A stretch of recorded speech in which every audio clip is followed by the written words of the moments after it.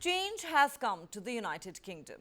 The country has thrown out the Rishi Sunak-led Conservative government after 14 years in power and handed a landslide win to Labour, with the latter winning a staggering 412 out of 650 seats in the House of Commons.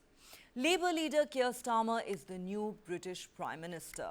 Once the election results became clear, Starmer met King Charles at Buckingham Palace and was formally invited to form a government. The transfer of power began with Rishi Sunak, the first British Prime Minister of Indian origin, giving a speech outside 10 Downing Street for the last time. He took responsibility for the Tories' worst electoral performance in modern times. He said, "I've heard your anger, I'm sorry." He also announced that he was stepping down as the Conservative leader. Sunak then went to deliver his resignation to the king.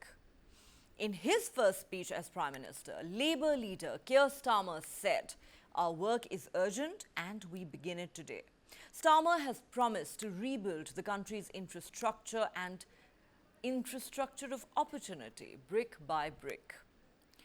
"Country first, party second, that's how we will serve," he said. He spoke of the need for schools and affordable homes, things that working class families like mine can build their lives around, he said. Starmer admitted that he had his task cut out when he said changing a country is not like flicking a switch, as the world is far more volatile today. It will take a while, but the work begins immediately. He also talked about wealth creation, getting the NHS back on its feet, facing the future and securing the UK borders. Let's now look at how exactly this election has panned out for the various political players in the United Kingdom. Labour, with its historic victory, has won quite a few seats that rivals the all-time best it achieved under Tony Blair in 1997. The Liberal Democrats, Reform UK and the Greens have each achieved their best ever showing at the polls, respectively managing 71, 4 and 4 seats. The Scottish National Party suffered a bruising night in Scotland, mustering only 9 seats compared with 48 in 2019. As for the Tories, the night for the party was so catastrophic that even Liz Truss lost her seat less than 2 years after serving as Prime Minister. The party has been routed in Wales and Scotland as well, and seen some of its biggest leaders losing. The warning signs were present for several weeks, perhaps months, as UK voters battled a cost of living crisis, economic challenges, skyrocketing house prices, a growing immigration problem, poor infrastructure and healthcare, a crumbling national health service, among other issues. The Tories had a serious image problem as well. Rishi Sunak scored poorly in all these barometers, including overseeing the country's lowest growth rate since the early 19th century and a steep cost of living increase, the highest in 41 years. The British economy has slowed significantly over the past decade, even accounting for the global crisis triggered by the COVID pandemic. Its GDP per capita grew just 4.3% from 2007 to 2023.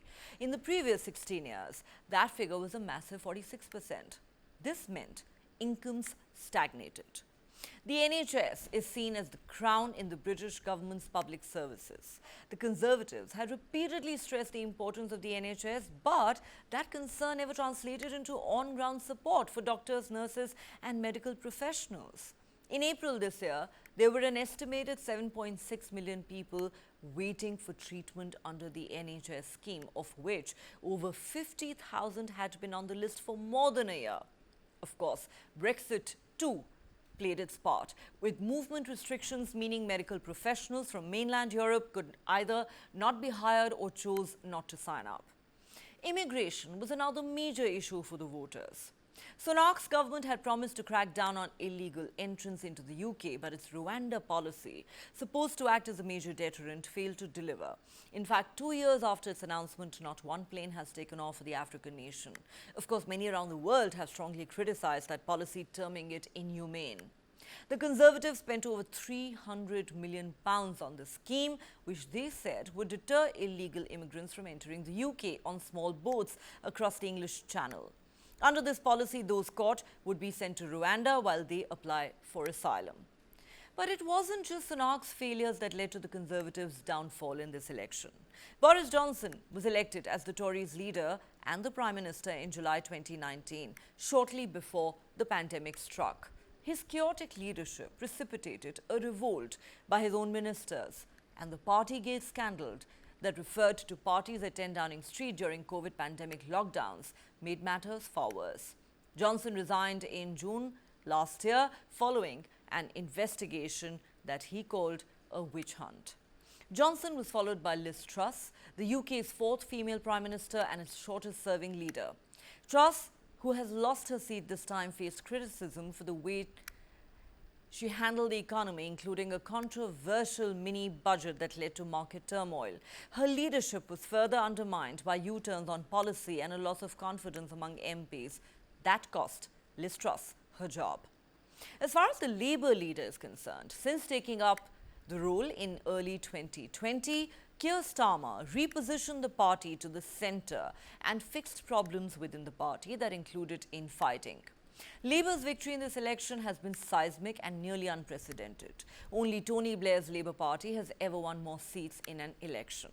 However, Starmer would do well to remember that the election was as much about the public's anger towards the Conservatives as it might have been about excitement over Labour's offer.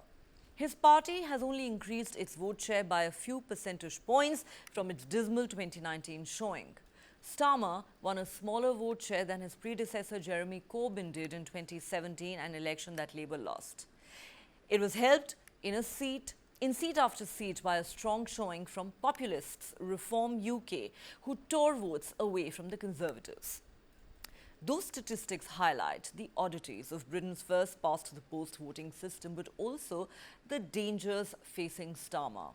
He will govern with a powerful majority in Parliament, but the public coalition he has built will not afford him a long honeymoon period.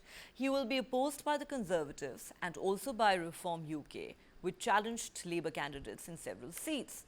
While Starmer was far more popular than Sunak, according to opinion polls, he has never enjoyed the healthy approval ratings that Tony Blair and Boris Johnson once did, lacking the natural charisma or campaigning prowess of those leaders.